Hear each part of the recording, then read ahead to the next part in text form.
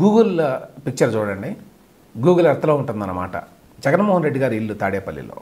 అంటే ఆయన ఏ రకమైన నియంత మనస్తత్వము అని చెప్పడానికి ఇదంతా.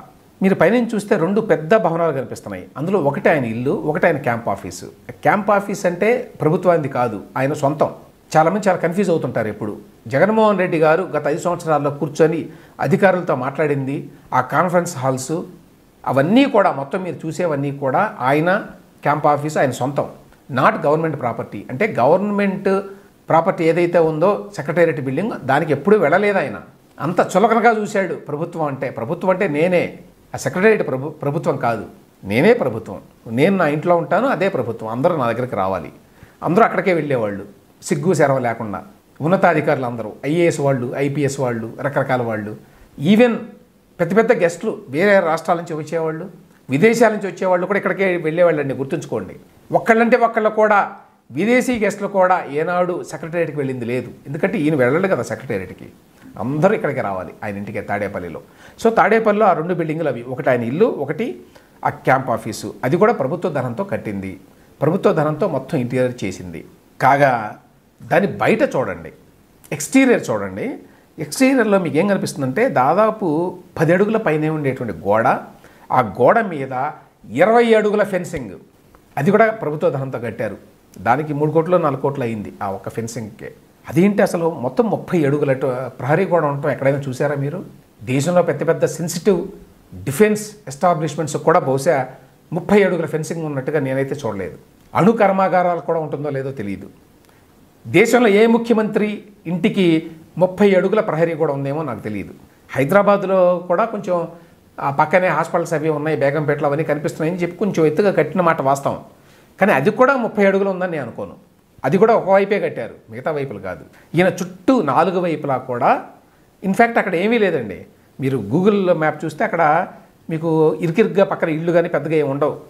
ఆయనదే భారీ ఎత్తున ఉంటుంది, మిగతా అన్ని చుట్టుపక్కల పొలాలే. 30 అడుగుల్లో 20 అడుగులు ఓన్లీ ఆ సోలార్ ఫెన్సింగ్ కట్టారు. ఎందుకు ఇంత పారానోయ అంటారు ఇంగ్లీష్లో దీన్ని? అంత అభద్రతా భావం ఎందుకు? ఎక్కడ చూసినా కూడా అంత భారీగా కట్టుకోవటం. ఈవెన్ వైజాగ్లో కూడా కొండ మీద కట్టుకొని ఒక దుర్భేద్యమైనటువంటి కోట, ఎవరు వెళ్ళడానికి వీల్లేదు సామాన్యులు. అది గమనించండి. ఆయన కనుక రేపు అసలు మొన్నటి వరకు కూడా ఎవరు లోపలికి వెళ్ళలేకపోయారు. ఒకవేళ ఆయన గెలిచి అక్కడికి వెళ్ళుంటే ఆ కొండ మొదట్లోనే జనాన్ని ఆపేస్తారు, ఎవరు వెళ్ళడానికి వీల్లేదు.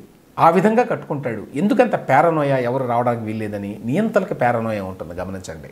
నియంతగా ఉన్న వ్యక్తులు, ఇతరులను అణిచివేసే వ్యక్తులకి ఎప్పుడు కూడా భయం ఉంటుంది. పారానోయ అంటే అభద్రతా భావం అన్నమాట. ఎవరో వచ్చేస్తున్నారు, నన్ను ఏదో చేయబోతున్నారు అనేటువంటి భయం, అది ఎల్ల వేళలా వెంటాడుతూ ఉంటుంది వాళ్ళని. అందుకోసం కట్టుకున్నాడు. లేకపోతే ఎవరైనా 30 అడుగుల ఫెన్సింగు తాడేపల్లిలో, విజయవాడ లాంటి ప్రాంతంలో కట్టుకుంటారా? అందులో జగన్మోహన్ రెడ్డి అంటే రాయలసీమ నుంచి వచ్చాడు, ఫ్యాక్షన్ నేపథ్యం నుంచి. అతను చూస్తే వేరే వాళ్ళకి భయం. కానీ ఆ ప్రాంతంలో ఎవరైనా జగన్మోహన్ రెడ్డి మీద దాడి చేయటమో ఇంకేదైనా ఉందా? పోనీ ఆయనకి అటువంటి ప్రమాదం ఉందని ఎవరైనా చెప్పారా? ఆయనకి నక్సలైట్ల ప్రమాదం కూడా లేదండి, గమనించాలి మీరు. చంద్రబాబు నాయుడు గారికి ఇవాళకి కూడా నక్సలైట్ల నుంచి ప్రమాదం ఉంది. గతంలో ఒకసారి ఆయన్ని వెంట్రుకు వాసిలా తప్పించుకున్నారు నక్సలైట్ అటాక్ నుంచి. ఆ విషయాన్ని కేంద్ర ప్రభుత్వానికి కూడా తెలుసు. అందుకనే ఆయనకి అంత భద్రత. అయినా కూడా ఆయన ఇంత భద్రత పెట్టుకోడు ఎప్పుడు. జగన్మోహన్ రెడ్డి ఈ స్థాయిలో భద్రత పెట్టుకున్నాడు. దాంతోపాటు కింద మరొక ఫోటో చూడొచ్చు మీరు.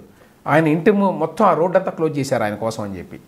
నియంతలకు ఉండే తత్వం అది. మొత్తం క్లోజ్ చేస్తే ఇప్పుడు ఓపెన్ చేయించారట మళ్ళీ మరి అని వార్త వచ్చింది.